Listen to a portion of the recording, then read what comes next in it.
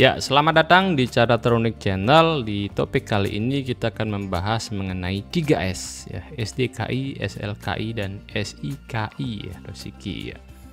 Nah, ini adalah standar diagnosa keperawatan di Indonesia ya. Jadi disingkat menjadi SDKI ya. Nah, asuhan keperawatan itu terdiri dari 5 proses ya. Yang pertama pengkajian, kemudian diagnosis, kemudian intervensi, implementasi, dan terakhir dievaluasi. Nah, ini adalah sebuah proses yang selalu dilakukan oleh perawat ya. Jadi setelah evaluasi pun bukan berarti selesai, mungkin nambah diagnosa atau mungkin muncul masalah baru sehingga memunculkan diagnosa lagi ya. Makanya ini adalah sebuah lingkaran proses asuhan keperawatan. Nah, diagnosa keperawatan bukan hal yang vital yang dilakukan oleh keperawatan ya. Karena kita adalah sebuah profesi yang setara dengan dokter. Dokter punya diagnosa medis, perawat punya diagnosa keperawatan sendiri yang terstandarisasi ya. Nah, ini yang kita akan bahas yang kali ini adalah SDKI ya. Jadi tidak bisa semerta-merta sendiri-sendiri kita mendiagnosa. Itu udah ada panduan di dalam bukunya SDKI dari PPNI ya. Nah, proses keperawatan dan standar asuhan keperawatan itu kita mulai dari tahap pertama adalah pengkajian ya. Nah, kita mengkaji permasalahan itu menggunakan apakah menggunakan Henderson atau menggunakan pengkajian sesuai dengan bidang spesifikasinya. Misal kalau di KMB ya gunakan format di KMB, kalau di anak gunakan format di anak sesuai dengan spesifikasi dan juga ininya ya, departemennya. Kemudian dari pengkajian ya itu akan mendapatkan data, kemudian kita analisis, kemudian kita diagnosis ya. Nah, data diagnosis ini menggunakan buku yang namanya SDKI ya, Standar Diagnosa Keperawatan Indonesia yang dibuat oleh PPNI. Kemudian setelah selesai mendiagnosis baru kita akan merencanakan intervensi apa yang akan kita lakukan ke pasien berdasarkan diagnosanya. Nah, itu menggunakan SIKI kalau intervensi. Kemudian setiap intervensi pasti ada luaran spesifikasinya seperti apa, target yang ingin dicapai setelah diintervensi apa. Nah, itu ada namanya SLKI ya, Standar Luaran Keperawatan Indonesia. Kalau SIKI Standar Intervensi Keperawatan Indonesia ya. Setelah dilakukan di perencanaan baru direalisasikan melalui implementasi. Setelah selesai implementasi kita evaluasi ya. Evaluasi sumatif kemarin juga ada 2, evaluasi sumatif dan formatif ya. Nanti kita bahas di ini ya. Nah, ini standar asuhan keperawatan ya. Jadi diagnosa itu berdasarkan gejala dan tanda gejala dan faktor resiko. Di mana kita dapat tanda gejala dan faktor resiko dari hasil pengkajian ya, pengkajian fisik, pengkajian kebutuhan dasar manusia. Nah, itu dikaji ya. Karena kita keperawatan sifatnya holistik, berarti kita tidak hanya mengkaji fisik saja, tapi kita secara holistik kita kaji. Begitu juga kalau kita mau memberikan terapi komplementer, kita juga secara menyeluruh mengkajinya. Biologis, psikologis, spiritual, dan sosial. Nah, itu kita kaji secara menyeluruh, kemudian kita tahu tanda gejala dan faktor resiko. Nah, diturunkan, dipilih diagnosisnya mengarah ke mana. Itu kita dapatkan dengan membuka buku SDKI. Makanya kalau calon-calon perawat atau kalian pengen menjadi perawat, maka buku ini wajib dimiliki, 3 buku ini ya. SDKI, SLKI, dan SIKI ini wajib dihafalkan ya. Kemudian setelah kita menetapkan diagnosa ya, baru kita melakukan intervensi. Nah, kita buka lagi bukunya itu ya. Nah, terus ya ada 4 jenis intervensi. Apakah kita observasi saja, atau kita berikan terapi, atau kita berikan edukasi, atau kita kolaborasi dengan tim medis lain. Nah, itu ada 4 ya, yang kita rencanakan untuk lakukan. Kemudian luarannya juga mengicu dari buku SLKI ya. Kita lihat luaran apa yang ini. Nah, itu keterkaitan atau link in semua SDKI, SIKI, dan SLKI itu saling keterkaitan ya. Kemudian ini memuat 149 diagnosa keperawatan yang disusun dari berbagai sumber rujukan berupa textbook, standar diagnosa dari lembaga negara tadi, berbagai jurnal juga ya. Jadi disusun berdasarkan evidence base ya. Struktur buku SDKI itu ada ini ya, jadi daftar isinya, kemudian bab 1 pendahuluan ketahuan umum ya, jadi itu struktur bukunya ya. Kemudian jenis diagnosa itu kalau kita mendiagnosa tidak hanya hal yang negatif saja ya, tapi juga ada yang positif ya, itu kaitannya dengan promosi kesehatan.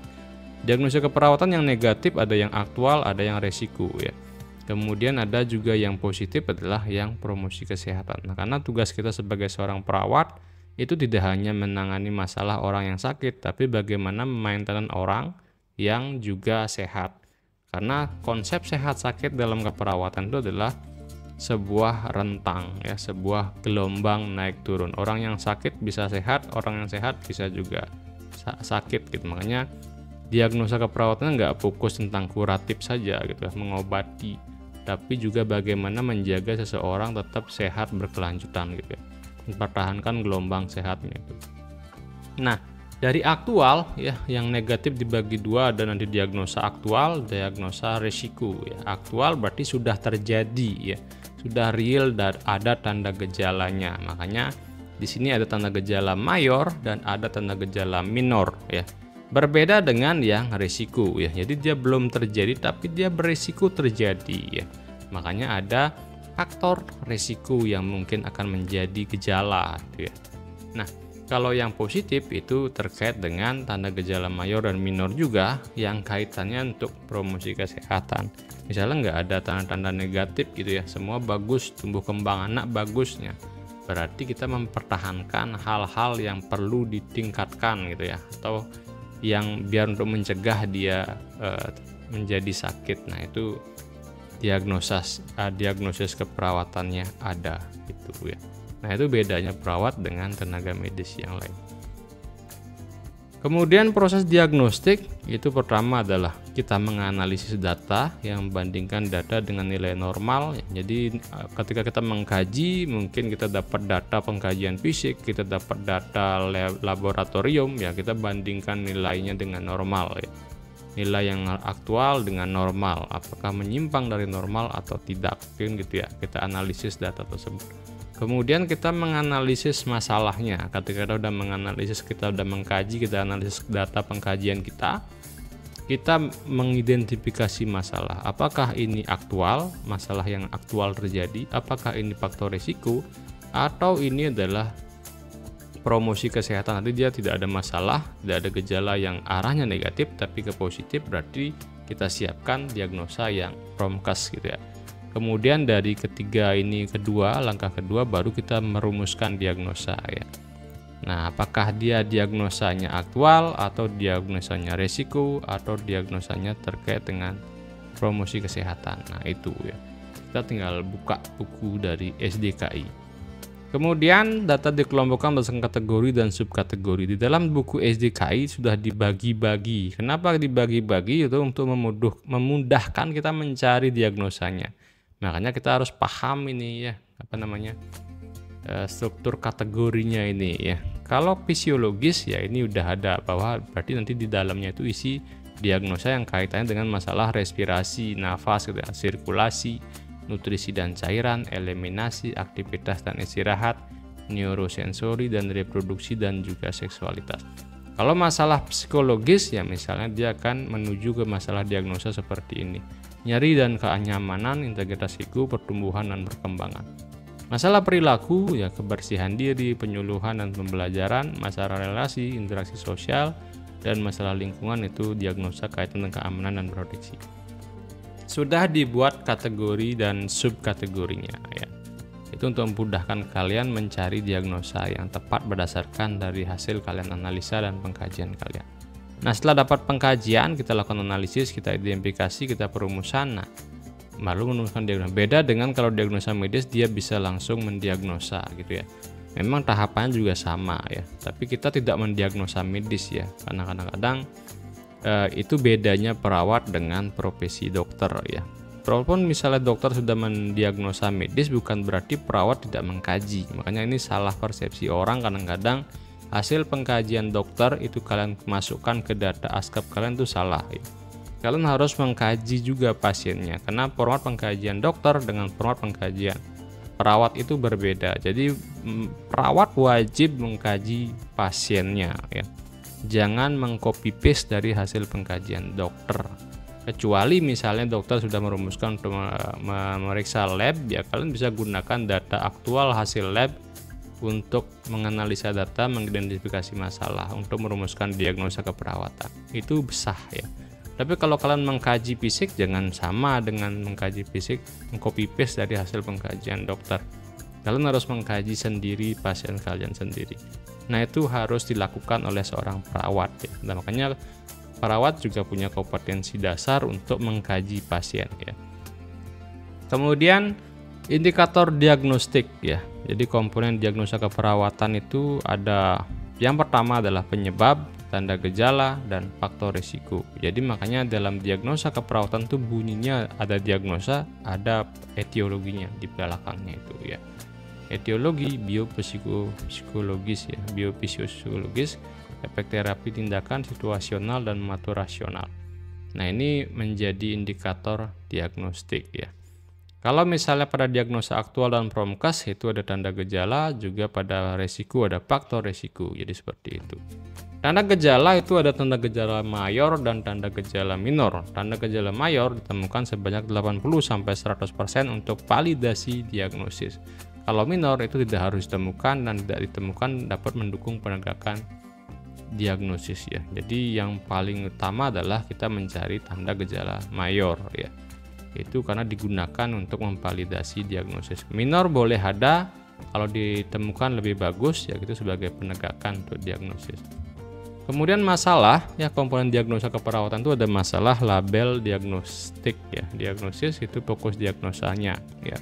Kemudian ada deskriptor di dalam bukunya itu juga ya. Misalnya contohnya pertukaran gas, curah jantung, aktivitas pengetahuan gitu ya. Nanti di sini deskriptornya ada ya. Contoh deskriptor dan fokus diagnosis pada diagnosa. Jadi seperti itu ya. Kalian bisa buka di bukunya SDKI. Kemudian penulisan tree of part ya. Jadi dalam satu komponen diagnosa itu ada namanya penulisannya ya. Misalnya contoh diagnosa aktual di sini adalah berhubungan dengan ya, masalahnya apa, berhubungan dengan penyebab, dibuktikan dengan tanda gejala. Jadi seperti itu misalnya gangguan pertukaran gas berhubungan dengan apa ya penyebabnya ya.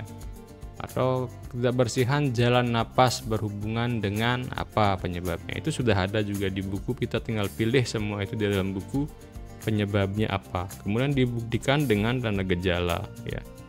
Apa itu semua sudah ada di buku, kalian tinggal memilih, mencomot di buku itu ya. Kemudian penulisan dua hal ya, ini yang data aktual. Kalau data resiko tinggal dua hal aja, 3 bagian aja. Kalau 2 bagian, kalau aktual 3 bagian, kalau faktor resiko, diagnosa resiko, dan diagnosa promosi hanya 2 bagian. Nah, misalnya contoh masalah dibuktikan dengan resiko infeksi, dibuktikan dengan apa faktor resikonya.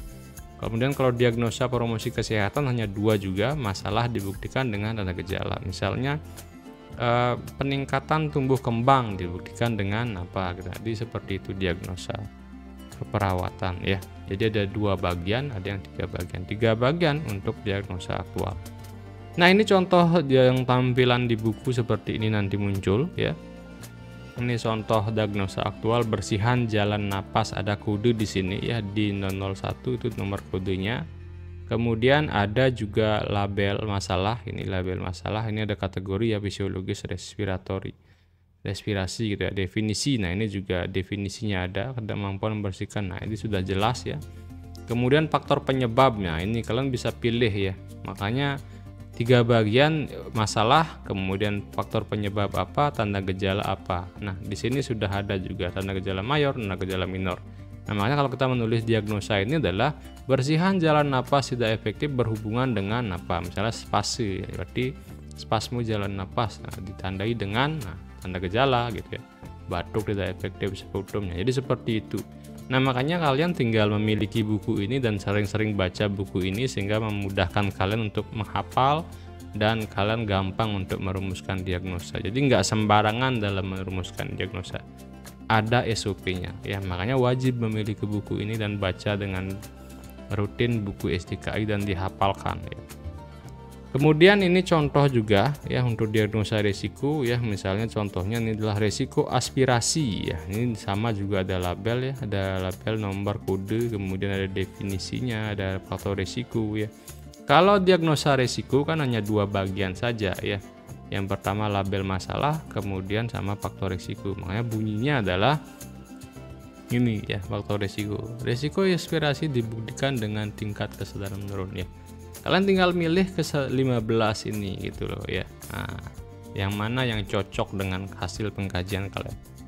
Kemudian contoh diagnosa promosi kesehatan adalah seperti ini. Ini ada nomor kode, kemudian ada kesiapan peningkatan. Nah, ini contoh label masalah, ada definisi, tanda gejala juga ada ya.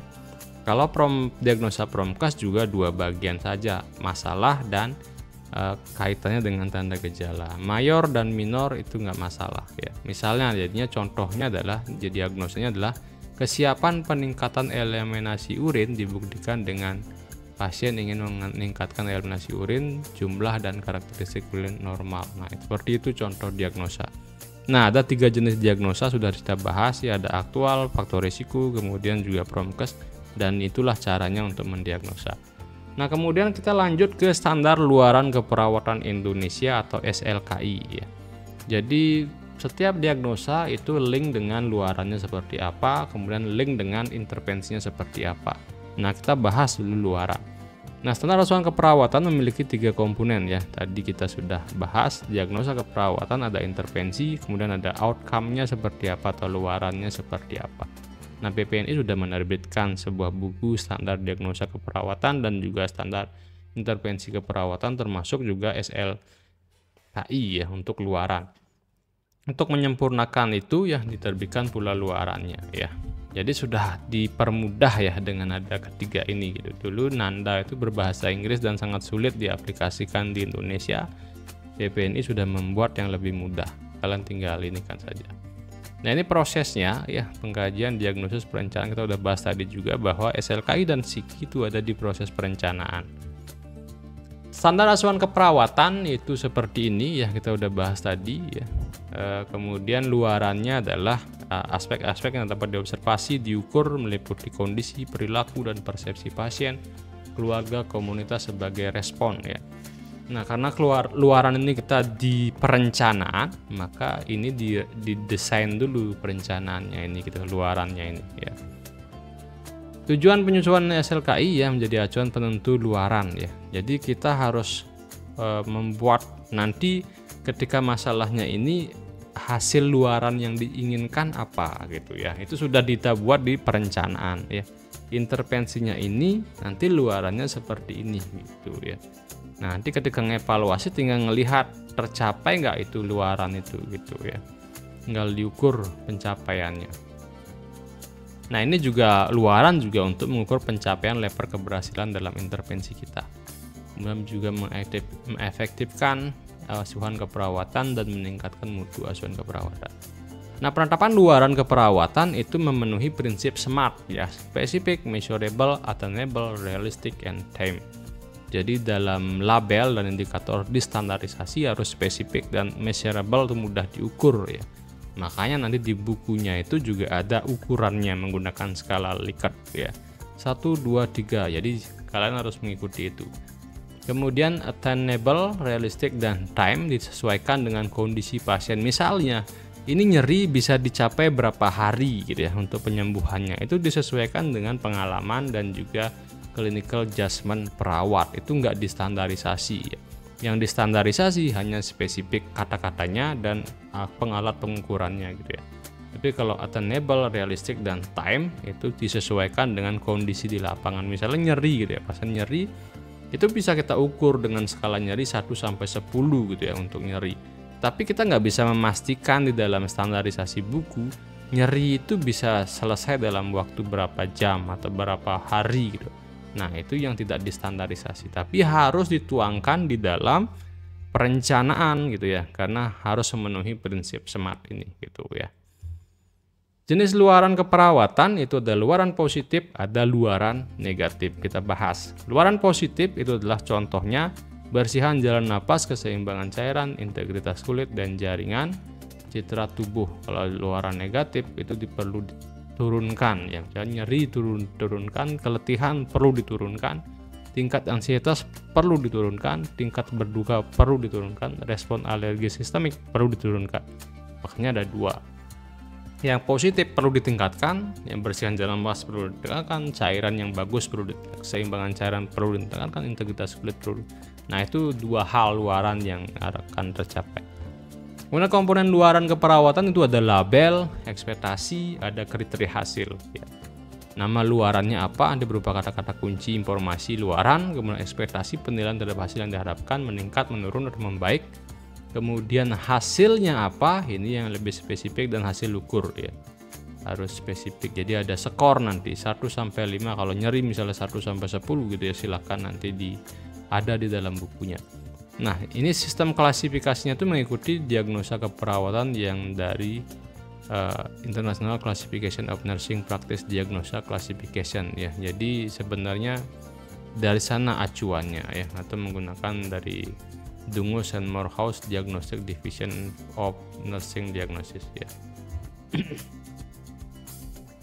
Nah, ini ekspektasi luaran keperawatan ya. Jadi ada yang meningkat, menurun, dan membaik ya. Misalnya meningkat, bertambah baik dalam ukuran, jumlah maupun derajat maupun tingkatan. Contohnya bersihan jalan napas itu meningkat ya. Surah jantung meningkat, perawatan diri meningkat, sirkulasi spontan ya, itu meningkat. Yang berkurang baik dalam ukuran dan jumlah maupun derajat atau tingkatan itu menurun, tingkat keletihan menurun, ansietas menurun, tingkat berduka menurun, dan tingkat pendarahan menurun. Kemudian yang membaik menimbulkan efek yang lebih baik, adekuat, dan efektif. Misalnya eliminasi fekal membaik, fungsi seksual membaik ya, dan identitas diri membaik. Kemudian penampilan peran juga membaik, dan proses pengasuhan membaik.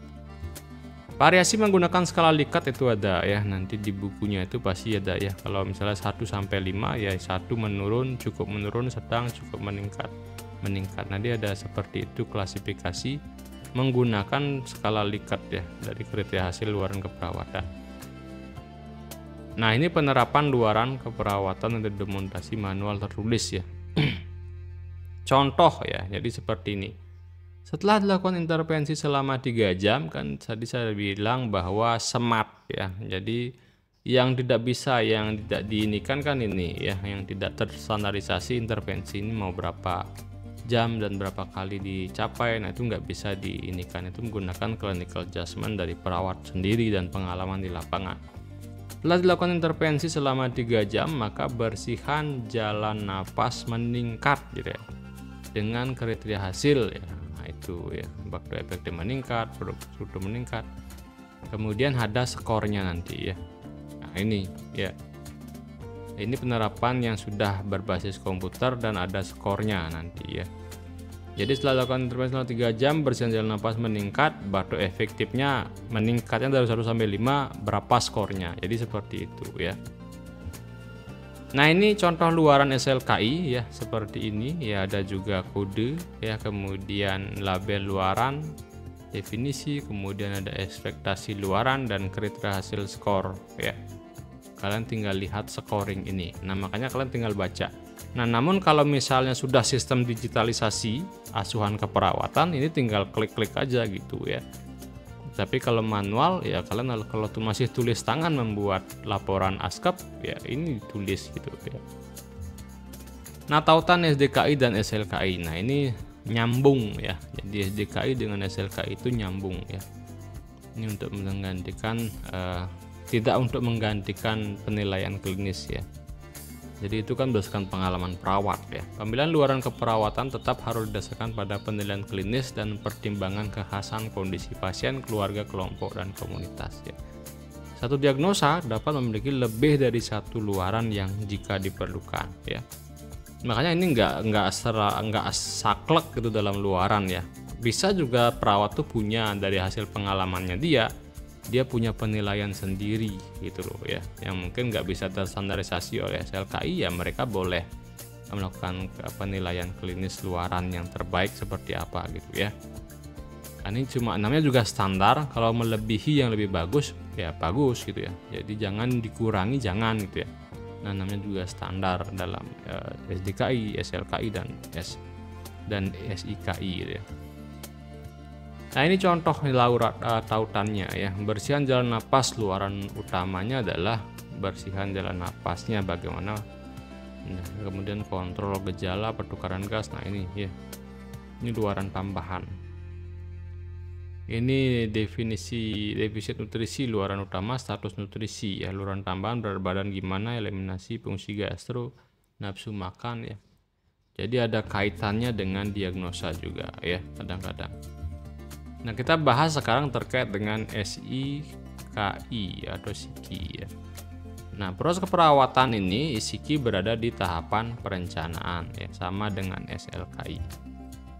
Nah, ini juga sudah kita bahas. Mengapa perlu distandarisasi? Nah, ini ya, panduan untuk menyusun intervensi keperawatan, penyeragaman istilah, perluasan ekspansi ilmu keperawatan, pengembangan sistem informasi. Jika nanti ini digitalisasi ya, jadi askapnya nggak lagi tulis tangan, misalnya tinggal menggunakan tablet gitu ya, komputer. Nah, ini bisa, makanya perlu distandarisasi. Kemudian penentuan biaya pelayanan kepada perawat, pengkomunikasian keperawatan interprofesi dan interprofesi kesehatan ya. Nah, keunggulan yang dimiliki SIKI ya ini ya, komprehensif ya, berbasis riset, mudah digunakan, yang menggunakan istilah klinis yang jelas, dapat dikaitkan dengan diagnosa dan outcome keperawatan. Nah, ini tentang intervensi keperawatan, ada yang direct, indirect, kemudian nurse initiated, dan ada healthcare initiated ya. Jadi ada 4. Direct care intervention itu adalah intervensi yang dilakukan dengan berinteraksi langsung dengan pasien ya. Laying on hand, jadi langsung kita ketemu pasien, menyentuh pasien gitu ya. Direct care intervention, intervensi yang dilaksanakan tanpa berinteraksi langsung dengan pasien namun dilaksanakan demi pasien ya. Kemudian nursing initiated intervention itu adalah intervensi yang diinisiasi oleh perawat untuk mengatasi diagnosa keperawatan ya. Kemudian health provider initiated intervention, intervensi yang diinisiasi oleh tenaga kesehatan lain namun diberikan oleh keperawatan, jadi seperti delegasi ya, tindakan delegasi. Ini sistem klasifikasinya, jadi merupakan kelompokan berdasarkan hierarki yang bersifat lebih umum, tingkat ke lebih khusus atau rendah. SIKI disamakan klasifikasinya dengan SDKI ya, tujuannya sama, mempermudah juga. Kelompok klasifikasi dan taksonominya juga sama ya, seperti SDKI ada 5 kategori besar, kemudian dijabarkan jadi 14 subkategori dan ada 590 intervensi keperawatan. Nah, ini ya klasifikasinya ya. Jadi sama seperti SDKI ada 5 pertama yaitu fisiologis, psikologis, perilaku, relasional, dan lingkungan, karena ada kaitan, ada link in-nya. Nah, ini ya sama dengan SDKI. Kemudian 5 kategori ya, fisiologis ya, terkait intervensi keperawatan untuk mendukung fungsi fisik dan regulasi homeostatik ya. Homeostatik ya. Jadi kemudian psikologis untuk mendukung fungsi mental, proses mental dan perilaku. Kemudian perilaku intervensi untuk mendukung perubahan perilaku atau gaya hidup. Relasional ini untuk mendukung hubungan interpersonal dan interaksi sosial. Lingkungan untuk intervensi kaitannya dengan keamanan lingkungan dan menurunkan risiko gangguan kesehatan dari lingkungan. Kemudian ini 14 subkategorinya ya, jadi sampai keamanan dan proteksi. Kemudian mengapa perlu diklasifikasikan? Karena memudahkan penelusuran intervensi ya, jadi juga nanti kalau mau didesain berbasis komputer itu bisa mengcodingnya lebih mudah gitu. Kemudian komponen intervensi keperawatan itu ada label, ada definisi, dan tindakan. Label nama dari intervensi yang merupakan kata kunci untuk memperoleh informasi tentang intervensi tersebut. Kemudian definisi, ada makna dari label intervensi berupa perilaku yang dilakukan oleh perawat. Kemudian tindakannya adalah rangkaian aktivitas yang dikerjakan oleh perawat untuk mengimplementasikan intervensi keperawatan. Nah, intervensi dan tindakan itu ada segala treatment ya, intervensi itu adalah segala treatment yang dikerjakan oleh perawat yang didasarkan pada pengetahuan, penilaian klinis untuk mencapai luaran. Tadi kita udah bicara tentang luaran. Tindakan keperawatan adalah perilaku spesifik yang dikerjakan oleh perawat untuk mengimplementasikan intervensi. Nah, ini jenis-jenis tindakan keperawatan, ada yang cuma observasi saja ya, mengumpulkan data status kesehatan pasien. Kemudian terapeutik, memulihkan status kesehatan dan mencegah perburukan masalah. kemudian mengedukasi ya, meningkatkan pengetahuan, kemampuan merawat diri pasien, dan kolaborasi ya, bekerja sama perawat dengan tenaga kesehatan lain. Ada 4 jenis tindakan keperawatan. Nah, ini contohnya yang nanti di buku SIKI kalian lihat.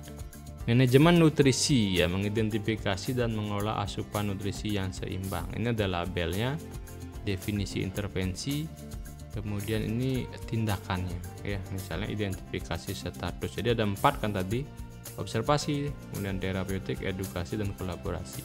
Observasi misalnya mengidentifikasi status nutrisi, identifikasi alergi. Jadi tinggal lihat ini aja, monitor berat badan, monitor asupan makanan, monitor hasil pemeriksaan lab ya. Kalau yang terapeutik, lakukan oral hygiene sebelum makan ya. Nah, ini contohnya, memberikan makanan tinggi serat, tinggi kalori ya, ini contoh terapeutik. Edukasi, anjurkan posisi duduk jika mampu, ajarkan diet yang diprogram. Nah, itu. Kolaborasi misalnya pemberian medikasi ya, misalnya apa, diberikan pereda nyeri, antiemetik ya. Nah, itu contoh dari di buku ya. Kalian tinggal lihat ini kalau membuat perencanaan keperawatan, intervensi keperawatan. Nah, ini juga tautannya ya. Linkage merupakan suatu hubungan antara 2 elemen atau konsep, yaitu SDKI dan SIKI, membantu menentukan intervensi keperawatan setelah menegakkan diagnosa. Tautan ini bukan untuk menggantikan clinical judgment perawat ya. Pemilihan intervensi keperawatan tetap didasarkan pada clinical judgment dengan mempertimbangkan kekhasan kondisi pasien, keluarga, kelompok, dan komunitas ya. Kemudian karakteristiknya bersifat komprehensif ya, dari diagnosa dengan multi intervensi, tidak bersifat perspektif ya, preskriptif, atau namun lebih bersifat rekomendasi. Jadi tidak memaksakan harus seperti itu dilakukan sesuai dengan ini, enggak. Kalian juga bisa melakukan tindakan yang memang sesuai dengan kondisi pasien. Tautan ini memberikan gambaran tentang kemungkinan intervensi yang dapat dijalankan untuk mengatasi diagnosa keperawatan ya. Kemudian memiliki tingkat level yang berbeda dalam mengatasi satu diagnosa, intervensi utama dan intervensi penunjang ya. Kaitannya dengan komplementer, misalnya kalian mengarahkan sesuai dengan tanda gejala dan ada juga kondisi pasien yang bisa dilakukan dengan terapi komplementer.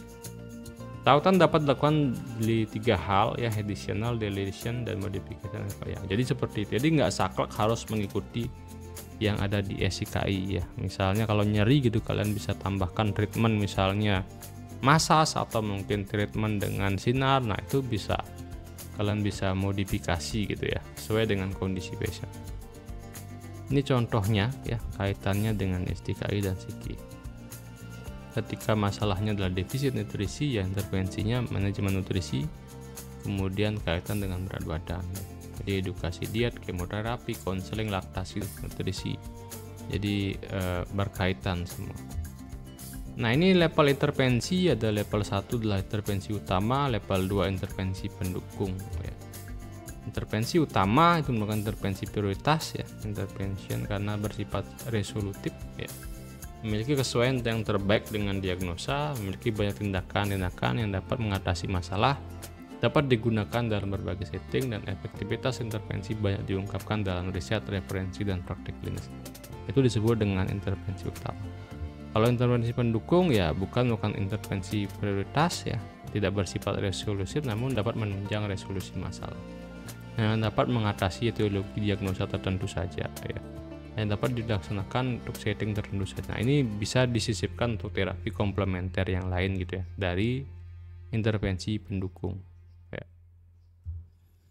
Pertimbangan pemilihan intervensi itu tetap adalah berdasarkan clinical judgment perawat, pengalaman seorang perawat ya. Aspek yang perlu diperhatikan untuk menentukan intervensi adalah karakteristik diagnosa, karakteristik hasil pasien yang diharapkan, kemampuan laksanaan intervensi, kemampuan perawat, penerimaan pasien, dan penelitian yang mendasari intervensi. Kemudian yang paling terakhir adalah kewenangan klinis ya, jadi clinical privilege. Jadi tetap perawat yang punya andil dalam menentukan intervensi. Baik, mungkin itu ya pembahasan tentang ASKAP dari proses keperawatan, jadi asuhan dari diagnosa kemudian intervensi. Nanti untuk implementasi, kalian tinggal mengimplementasikan apa yang sudah direncanakan di intervensi, kemudian dievaluasi ya. Evaluasi kalian tinggal melihat bagaimana SOAP-nya ya, subjek, kemudian secara ininya ya gimana hasilnya gitu ya. Nah itu untuk evaluasi. Nah kemudian untuk komplementer saya contohkan ya satu resume untuk praktek komplementer. Kalian nanti bisa ikuti panduan ini. Nah ini adalah contoh ASCAP untuk komplementer ya. Jadi di sini nyonya R ya. Jadi coba biar lebih ini ya. Oke. Nah ini contohnya ya. Jadi data pasiennya, kemudian ini data pengkajian, keluhan utamanya adalah nyeri lutut ya, kemudian tambahan jadi dibuat seperti ini ya. Kemudian data fokusnya ya, vital sign dan yang lain-lain.